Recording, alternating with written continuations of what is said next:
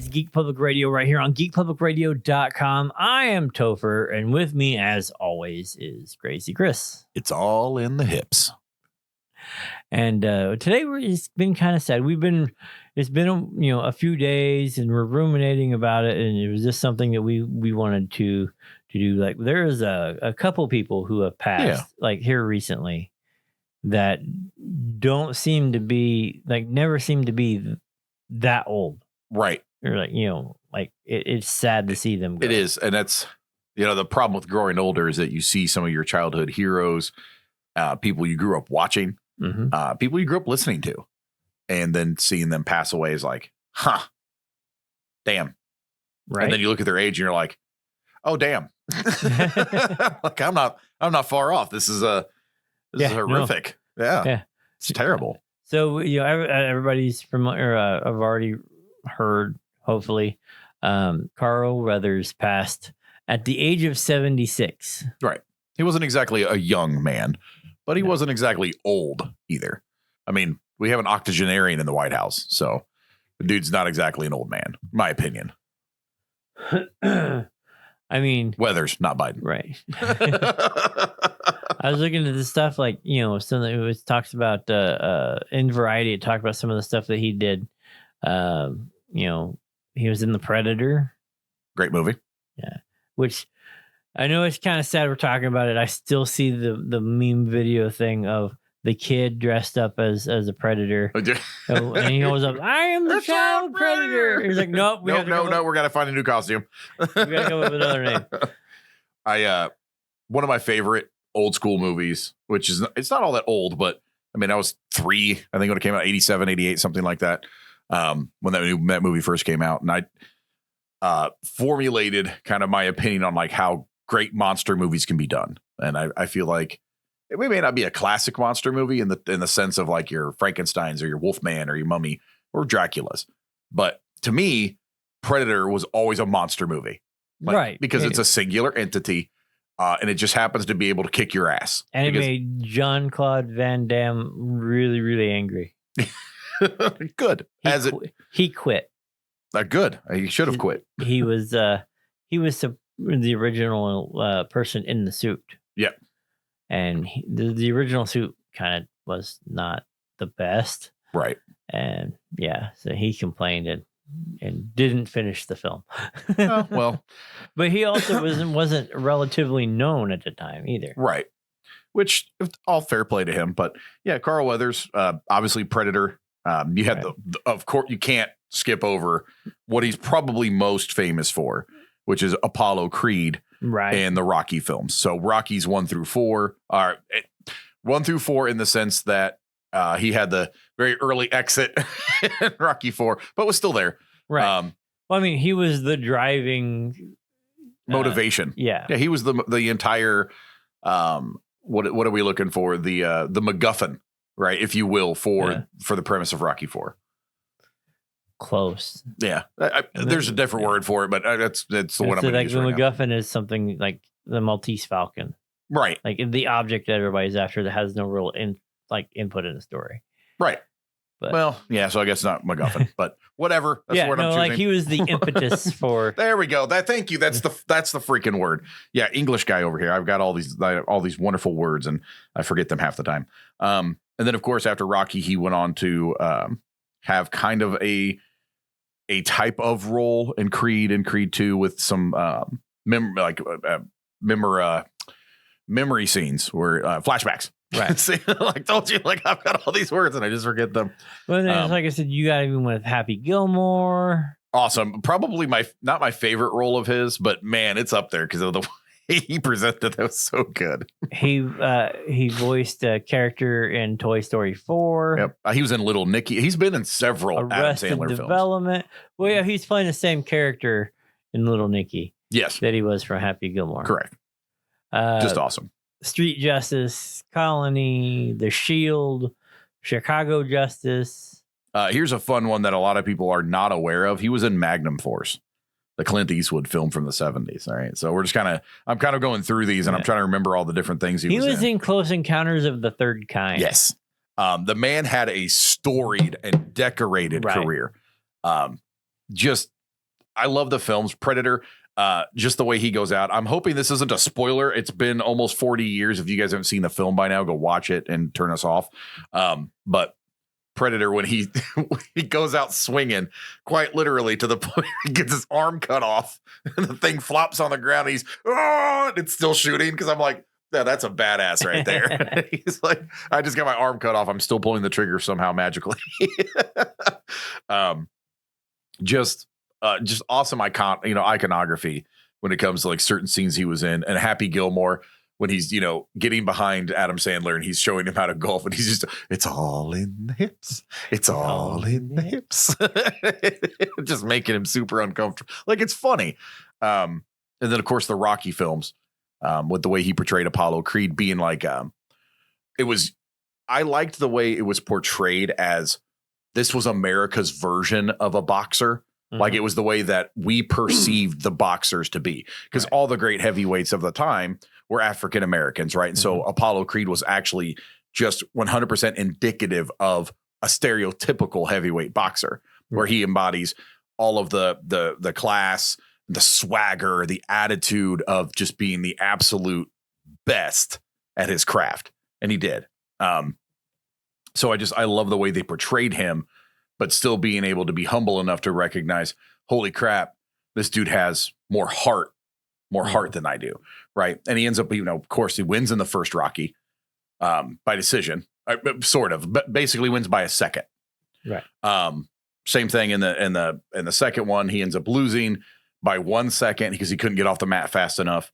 And so just to see that film, or just to see that act portrayed out. And then even in the third one, when he's training Rocky to fight Mr. T, and he's like, listen, you got all these cool, great things, but what you don't have is speed. Like, let me show you how to be fast and nasty. Cause you're a good fighter, but you're actually not as good as I am. Well, and that was the cool thing I liked about it. That was the funny part about going back to the, what was it, Balboa or whatever. Mm-hmm. When they're like, we can't rely on speed because your knees are shot. Yeah, right. Like, we can't do this because you can't, it was awesome. We just have to do, bombs. Like, right. You just have to hurt him. Right. But just like having him in those roles, man, was always super, super cool to me. Dude was a legend. I'm actually kind of sad, even through the convention circus, that I never actually got a chance to meet him. Wish that I would have, but his memory is going to live on, man. We have iconic films to draw from. So he was on SNL, and he did a spoof since Ventura became governor. Oh yeah. He did a spoof where he was running for president, because like his whole purpose of like his whole political office, like holding political office, on the basis that he was the black guy from Predator. That's phenomenal. That was his credentials. I like it. And Jesse the Body Ventura actually being co-starring alongside him in Predator makes that even funnier. Well, the funny part about that is, you heard about the trick that Schwarzenegger played on Ventura. He went to Ventura, like, had talked to the costume people, and it was like, because they were measuring arms and this, that, and the other. He was like, well, how big are Arnold's arms? And they told him, and he was like, mine are 2 inches bigger than that. Yeah. And so he went up to him and said, yeah, we're doing this. And said, I wonder who's got the bigger arms. He goes, we'll measure. Arnold's like, we'll measure. Yeah. And we'll, whoever wins, the other person gets taken out, like they take the other person out, or the loser takes out the winner. Right. And it was like, he was like, all right. So they measured it, and Arnold's was bigger because he told the costume people to tell Jesse that his arms were 2 inches big, because he knew he would brag about it. Yeah. So he set him up. That's brilliant. Just to play his pride. Yeah. Just to gamble. That's freaking funny.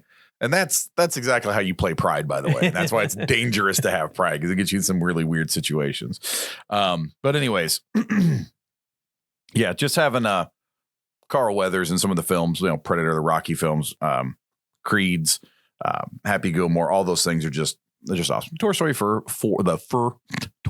4 for those that like, the more cartoon stuff. But yeah, so rest in peace, Carl. Hopefully you find some peace of mind in the afterlife, man. You seemed like a really good dude. Seems like he had fun. Seems like he definitely never took himself too seriously. And I think that's the hallmark of a great actor, in my opinion.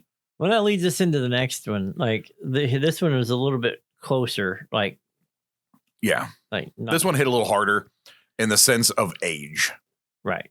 And just knowing what it is. And no matter how much money you have, no matter how much star power you have, the big C does not give a shit about you or your standing or your status or your money at all. So from the AP, Toby Keith, country singer, songwriter, dies at 62 after stomach cancer diagnosis. Yep. Finally caught up to him. He's had this for a while, so it wasn't exactly shocking in the sense that, that's what took him. But it was just the physical change, and like you see, you think how much weight he lost. The big, puffy big burly buff. You're not buff, but this big burly country dude. Yeah, corn-fed country white boy. Like, and then like when you see the later, like he's sunken face, and lost a lot of weight. Sure. Cancer will eat you up, and I mean it definitely had its druthers with Toby Keith, and it's sad. I feel for that family. Same thing with Carl Weathers. I feel for that family. Having him taken away like that, I'm sure there's, grieving loved ones, and never easy to lose somebody that early. 62. Right. He wasn't an old man. No. He really was not an old man. That's not terribly far off from where both you and I are sitting. I mean, it's still a good, quarter century away, but it's not that far. And it's rough in the sense that stop doing mental math. I see you over there trying to figure out your age. Good God. This is why I handle bills. God. Quarter century's 25. Just so I'm more like 17. Yeah, close enough. Yeah. But that's the same thing. I was like, I am way closer than you are way closer. I'm not. But man, I mean, he had Beer for My Horses with Willie Nelson. It's one of my absolute favorite songs he's ever did. I love this bar, which if you sing in any karaoke bar is always a hit. Yeah. No matter what. I don't care if you butcher it. Red Solo Cup. And of course he had, was it Red, White? Courtesy of the Red, White, and Blue. Which I think is really what propelled him into his stardom. I do like Beer for My Horses mainly because he had the comedian Rodney Carrington in the video. Yeah. As the bumbling the idiot stooge. Yeah, the idiot stooge cop that he was partnered with. Well, they ended up making the movie Beer for My Horses too, which was, just based off of that, which was funny. I mean, the movie itself was kind of it's like redneck funny. It's like blue collar comedy tour kind of funny. Like, Carrington walking into the bathroom, yeah, and like all the guys are sitting there, and he just starts singing, they all start singing with him. It's awesome. Yeah, like all the guys that are like clearly meant to be like gangster-esque, right, or like thugs or hoodlums, and they start singing "Shout." And he starts singing "Shout," and they all break down with it. They start singing. It was great. Like turn tropes on its head, which I always enjoy. Like that's the best form of comedy, is to turn stuff like that around. But yeah, obviously when I was coming up, we remember 2011, we were alive. So 2011, 2001, we remember September 11th is what I meant to say. We remember that we were alive during that period of time. So that for that to have happened the way that it did, and then that song to come out, and then Lee Greenwood got super popular again, due to right. God Bless America, God Bless the USA rather. Having all of those things coming out, were really kind of instrumental. They really united a lot of people, and that was kind of a great time for us to come together as a nation. And we might have hated each other for this, that, or the other, but at the time it was great. Right. And you can say what you want about that particular day or whatever conspiracy theory you want to espouse or harbor. I don't care. That's not what I'm getting at. It's the unification afterwards that was great. And Toby Keith was pretty instrumental in helping to do that and bridge that gap. And then, of course, being an outspoken guy that he is, just not giving a shit. Right. He's like, I've made my millions. I don't care if you like me or hate me. Um, And this is why I want to get the panels. yeah, we got to get those panels up. So yeah, it's sad in the sense like I haven't really listened to his music in years. I'm not a huge country fan, just generally speaking. There's some country artists I like, and he was counted among them, but there was nothing I was rushing out to immediately download or go see. Apparently, he was still doing like little local shows and stuff, though. Probably around where he lived and this, that, and the other. Or if he would be coming through a certain area, he'd be like, you know what, I'm feeling good enough. Let's call this local place. And he was doing like little house shows, which it's cool, man. He's doing still at the end. He's doing what he loved, and probably not with the same gusto, but the fact that he was still able to do it at all, it probably made him happy. I mean, David Bowie comes to mind for that too. David Bowie was still, making music videos and still singing and stuff. Just as sick as he was, like you could see, like if you guys ever get a chance to go watch Lazarus, it's a music video David Bowie put out. I think it was weeks before he died, and it was insane. What he was basically predicting his own death. Right. It was nuts, and I was like, God, that dude was incredible. But he was still, doing his music, and Toby was doing his music, and he was, touring. And I think that's pretty admirable. I think that if we're going to go out, we're all going to go, right? All of us are going to die one way or another. We're all going to die. So going out doing what you love, I'm okay with that. I think that's a pretty cool, probably wasn't the best way for him to go, but at least he went out swinging, trying to make a difference, and still putting out music, which is what he loved to do ultimately. And on that sad note, it is. We will see you next time. I'm Topher. I'm Crazy Chris, y'all. And we will see you in the next video. See ya.